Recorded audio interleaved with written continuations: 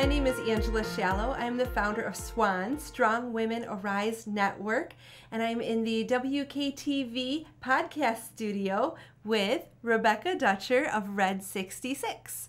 Rebecca, thank you for coming. It's my pleasure. What a cute space. It is a lot of fun. I like being here. Yeah.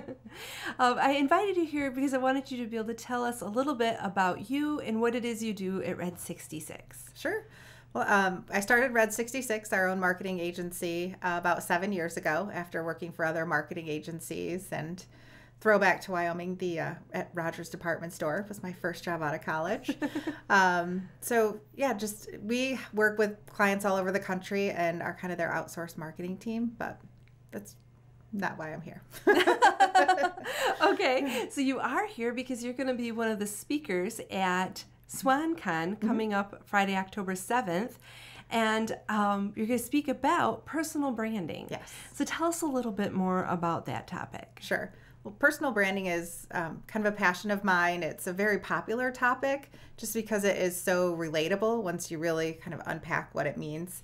I started to build my personal brand when I started an agency in 2007. I was in business development. It was the only position available. And I'd never done sales before, and I was terrified. So trying to build my own brand or reputation as someone who knew what I was talking about when it came to the things we did. We didn't have a blog at the time. It was all very new. So I started my own blog and my own social media handles and started talking about the things and services we provided to build my expertise and be seen, as someone who really knew what I was talking about. So you were doing blogs before blogs were a thing. Yes. That's really fun. It's amazing that you figured that out. I mean, it just speaks to who you are, which is what a lot of what personal branding is about, is who you are. Right. Yeah. And it's not just who you are, but it's who you are in other people's minds too. So when you think about branding in general, right, whether it's a car brand, Ford, BMW, restaurants, everyone has their own perception of that brand and what they think. And that is their reality, really. So as a brand or a marketer, you're always contending with what people think. But as a person too, same thing. If you hear someone's name that you've never really met, but you might only see them in social media, you have your own perception of who they are. And when you think about in this age of influencers and TikTokers and YouTubers, and those are people who've built their own personal brands through these social platforms.